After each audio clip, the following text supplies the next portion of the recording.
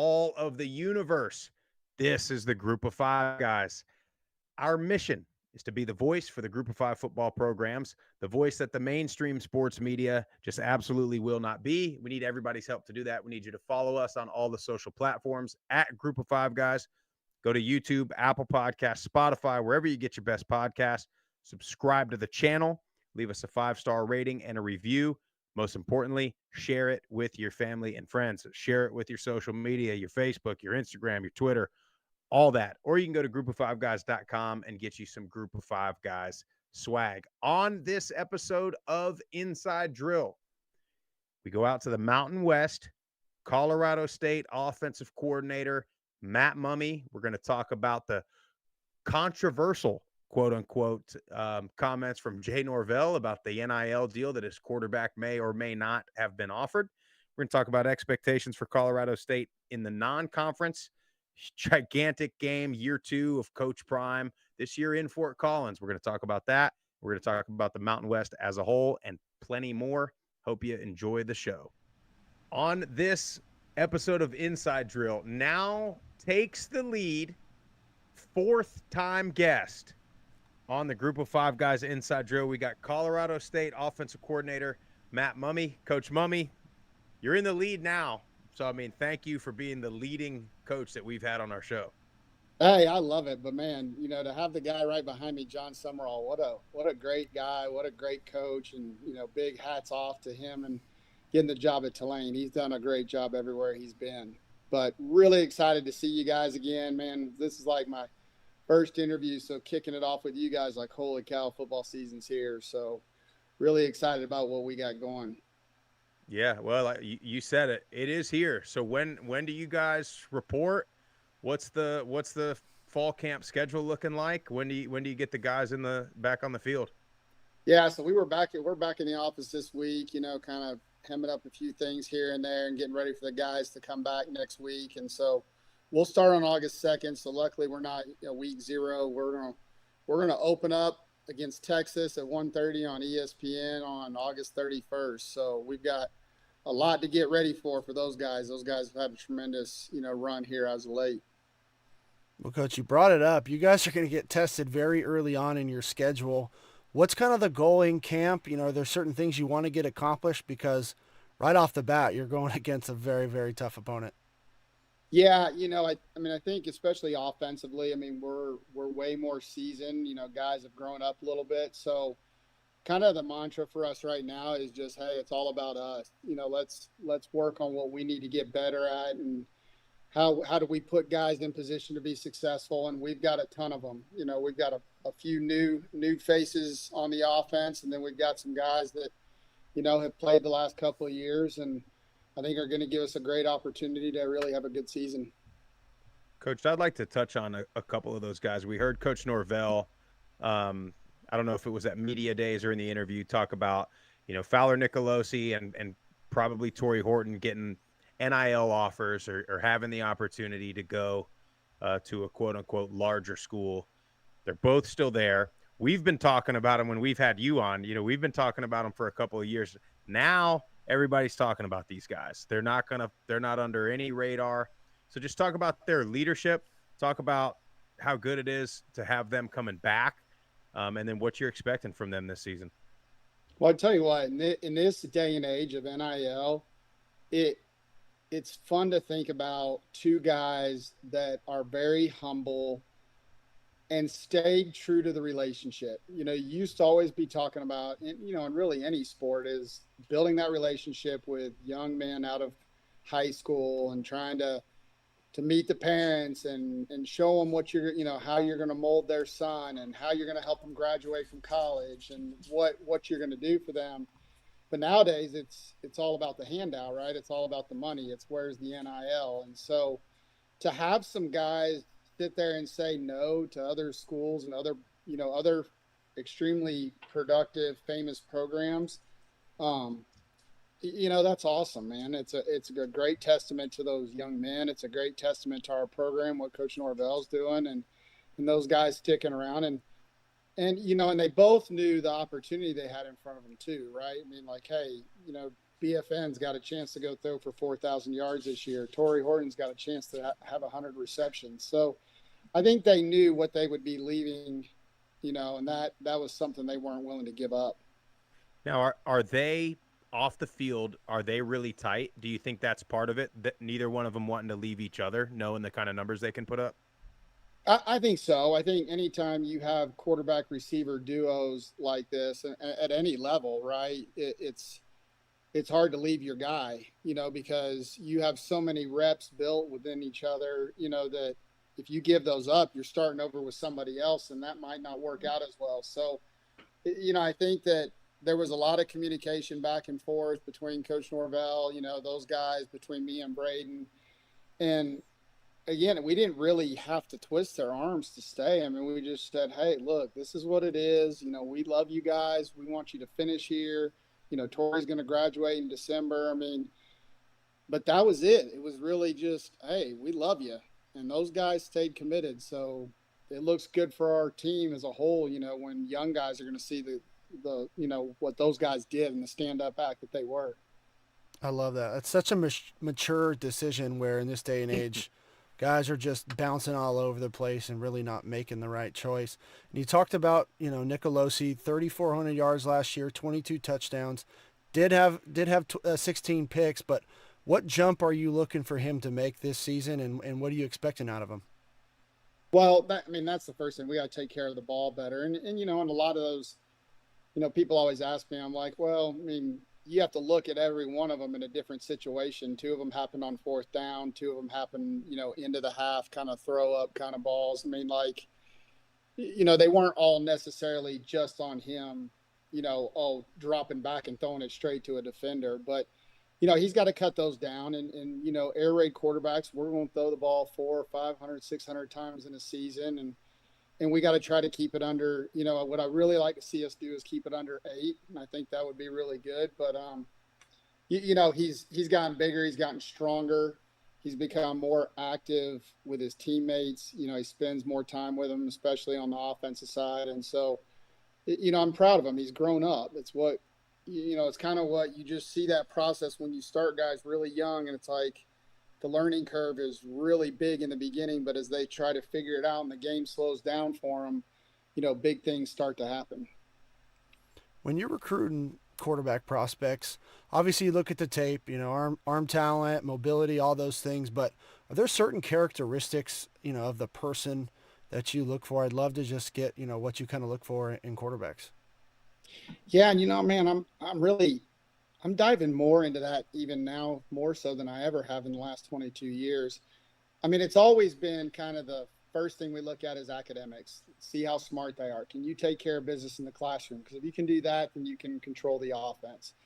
And then it's accuracy. Can he complete balls? Can he complete throws down the field, intermediate throws, short throws, and be highly successful? And then, the next kind of component was, Jay wanted us to be a little more athletic. So now, you kind of got a guy that can run around and make plays with his feet. So that was a big piece. But I'm starting to do some like assessment stuff with my guys and really diving into more of the mind game and the mindfulness and the mental part of who these guys are and really how we kind of match each other, and I think when you find that special chemistry between a coach and a player, you get something that's really unique and can be special. And down the road, it shows.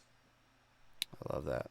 Justin Marshall emerged last year at the end of the season, putting up great numbers in those last 3 games. If he can continue that type of production, what does that do for you as a play caller and just the offense as a whole? Yeah, I tell you what, Jay Marsh is a really special kid. He's electrifying when the ball's in his hands, and he's got great vision. So, obviously, when you're a team that predominantly is going to throw the ball, but you got that threat in the backfield, it makes it real hard for defensive guys to decide what they want to take away. And so, this year with our receiving core, what are you going to do? You're going to play coverage and give us, nice looking boxes, or are you going to try and take away the run game and give us matchups on the outside? Yeah, I love it. It's going to be a matchup nightmare for those defenses, and that's what you want. Let's talk about the O-line a little bit. You know, they definitely improved last year. You got 3 starters coming back. How do you feel about the group and looking for this season? Yeah, I mean, obviously the foundation of what Coach Best has up front, our center, Jacob Gardner, he's been with us all the way through from Nevada to here. He's been a starter all the way through. So, it's hard to replace experience like that. And he's the leader, and I'm sure he'll be elected captain again. But Drew Moss is the guy that we got from Lamar in Texas, FCS program. And boy, man, he really had a great year for us at the right tackle spot. And, just one of those guys you love to watch play. I mean, he doesn't care what he looks like. He doesn't care what he wears. He's dirty. He gets out there and he just fights every snap. He might not necessarily be the most talented guy, but I tell you what, you notice him when he's on the field. He's just that gritty kind of O lineman that you love to have. But Savion Henderson did a great job on the left side, left tackle. So, we're really good because we do have a foundation there, and we do kind of add a couple of extra pieces to it, and we'll see who those guys are going to be, whether or not it's going to be the transfer guys or some upcoming young guys. Coach, to switch gears a little bit on you, I talked about Coach Norvell, and there was some controversy saying, BFN had this, whatever it was, $400,000 offer. And then, of course, last year he made the comment about taking his sunglasses off. Do you guys – I love it. I think I love that he just says whatever he feels like saying. Do you guys as coaches, do you ever, you get in the coaches meeting and you're like, come on, coach, quit trying to give them bulletin board stuff or anything like that, or do you guys like it? It's the fun of the game, right? I mean, let's be honest. People want to see that kind of stuff. I mean, it's entertaining, and I think really to an extent on both sides, it's pretty much harmless. I mean, I think they get along, and Jay's, if you've ever met Coach Norvell, is a really nice guy and a great guy to be around. So I know, his intentions in the beginning were never for it to get probably skewed the way it did. But, that's what rivalries are all about, right? I mean, let's get after each other. Let's have some fun. Let's try to have some good sportsmanship and play a tight game and see who comes out of the deal. No, I love it. And honestly, I think you're right. And I think if he doesn't say that last year, I don't think just that little 2-second clip, I think made that game what it was. The spectacle, that put it as, okay, we're going to make this a big event. Because before that, I mean, no disrespect on either side, but there hadn't been a ton of success. And now you go into this year already, and it's like fans are waiting for that thing. Oh, it's huge. I mean, it was the 3rd most watched football game of all time. I mean, to get to be a part of something like that, I mean, so it's awesome. Unheard of. I mean, I went recruiting in Georgia, and I hit the ground in ATL Airport, and people are like, "Oh, Colorado State, we watched your game." I mean, we're East Coast, West Coast, Alaska. We're, I mean, it did it for both programs. A lot of people caught notice of us, and so it's great for recruiting for both of us. I know Jeff and I were in Troy, Alabama at 3:00 in the morning watching it. Can anybody just end this thing at this point? Trying not to fall asleep, but we're definitely rooting for y'all this year. Yeah, my friends are like, never again. We'll stay till 3 a.m. on the East Coast to watch. That's y'all. Right. Well, that game's in Fort Collins this year. I mean, that game's got to be sold out already, right? Or pretty close, I'd imagine. I ticket prices are going crazy. It's got to be close to being sold out. Obviously, as a Ram, I would hope that all of our fans have bought up all those tickets, and we don't see a lot of the Buffalo fans in the stadium. But I'm sure they'll be there in full force, and it'll be hard to get in. It'll be standing room only for sure, but it's going to be a fun one. Now what is that distance-wise from Boulder to Fort Collins? About, just say an hour, but it's really a little bit under, so probably like 50 minutes. So we're our defense kid Hank last year. He's from Boulder. Wow. They grew up right there, so there's a lot of connections between the two programs and a lot of young men on both sides that have either played high school ball together or grew up together. Well, good for the ADs or whoever scheduled that, because those regional rivalries, that's college football to me. Like having those, two teams in the state or however many and just going at it, whether it's, because they were heavy favorites going into that game last year, and you guys had it all the way down the wire. 24, we were 21 point dogs. I mean, we definitely came out of the gate, with our hair on fire and our guys played. And, and to be honest, like, if we play like that all the time, big things are going to happen for us. Yeah, definitely looking forward to that. And then conference-wise in this Mountain West, you've had a couple last-minute coaching changes, but you've got the typical Boise State, Air Force, Fresno State. They're going to be just fine. And then now, you guys on the rise. Utah State expected to be good again. This conference is brutal, top to bottom. But just talk about the expectations conference-wise. Well, I mean, to start it, I mean, you're right. I mean, what crazy. We play out of 12 games, we play 8 new head coaches. So insane. That alone is crazy. And then within that, we play 7 home games, which I've never had in my career. So, I mean, we go play Texas, and then we have 3 straight home games against Northern Colorado, and UTEP. So, I mean, like, our schedule lines up really well. But, I mean, you're exactly right. The Mountain West, I mean, I've been in it now. This will be my 8th season. I mean, has been a very competitive, fun league to coach in, to be a part of. I mean, there's great football coaches. There's great players. A lot of these guys, there's a lot of guys that come from the Mountain West to the NFL. So, I mean, it is a fun conference to be at. And, with the parity, I mean, they've got Boise slated, which is pretty much always going to happen. I mean, Boise does a nice job up there, but boy, you just never can tell who's gonna when the dust clears, who's gonna be in the lead of this deal. Yeah, well, you guys, luckily on your schedule, the way it sets up, you don't have to play Boise in the season. You don't have to play UNLV. So, I mean, I think it sets up very nice for you guys, and excited to watch you guys go on a run. We're rooting for you for sure. Well, hopefully we can put it all together. That's the key, isn't it? That's it. Well, we've been saying it for a couple of years. We've been trying to get out there to the Mountain West, specifically to Fort Collins. I love Fort Collins. But definitely wouldn't mind. It might be a little cold for me, but I definitely wouldn't mind getting out there in December for a conference championship game. But don't put the cart before the horse on that. Be ready for a blizzard on that one. I'll tell you, anytime we play Air Force, I swear it's like automatic. Like we play Air Force, it's going to be miserable, cold, and snowing. But I mean, like last year, we played them at home, and the weather had been great, and it wasn't even that late in the season. I think it was still October, and we catch a crazy blizzard on a Saturday to play Air Force, and then the next week was gorgeous. I mean, it's just you never can tell in the Rocky Mountains, but.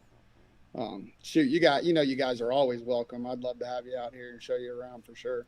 We got to get out there. Hopefully when one of these big time sponsors hit, we'll be flying, private class. We'll get out to Fort Collins every year. I was going to say, I don't care if it's Frontier Airlines heading into Denver. I don't care who it is. If they get me out there, man, I'll do it.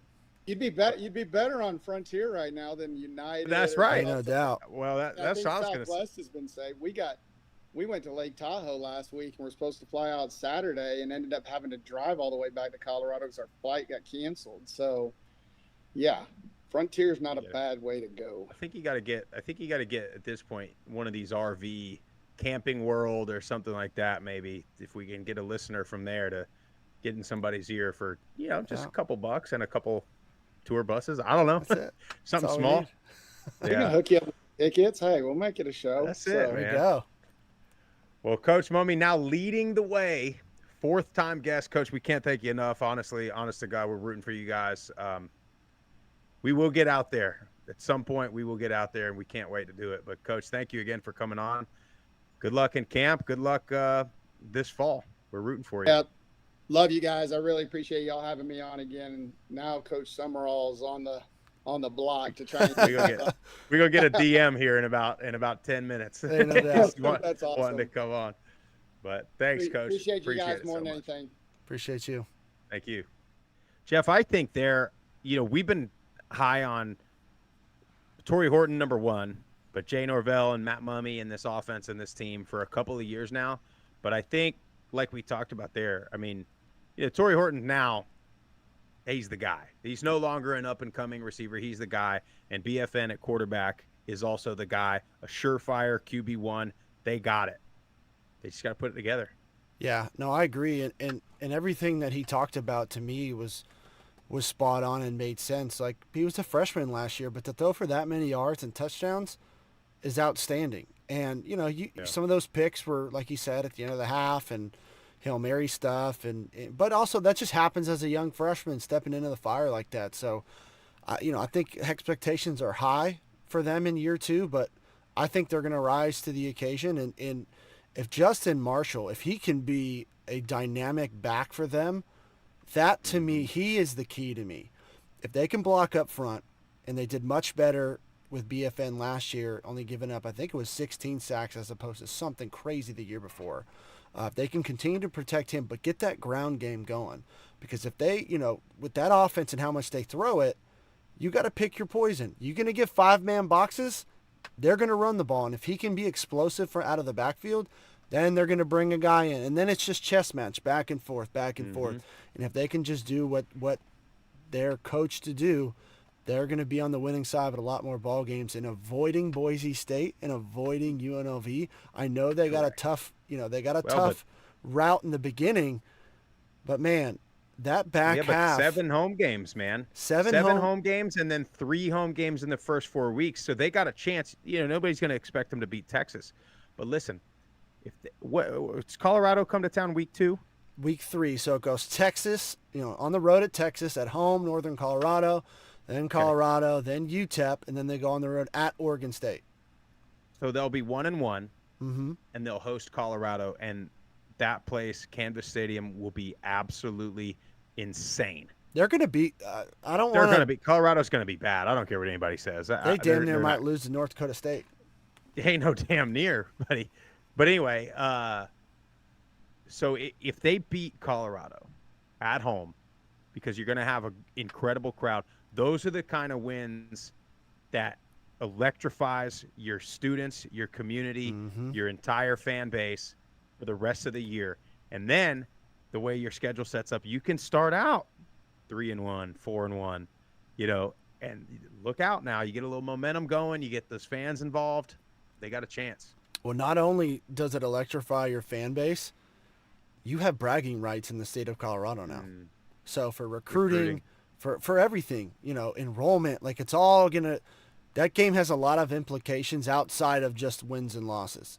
So I think they got a great shot at that. And then, Scotty Walden, another new coach coming in with UTEP after that. And they go on the road to Oregon State.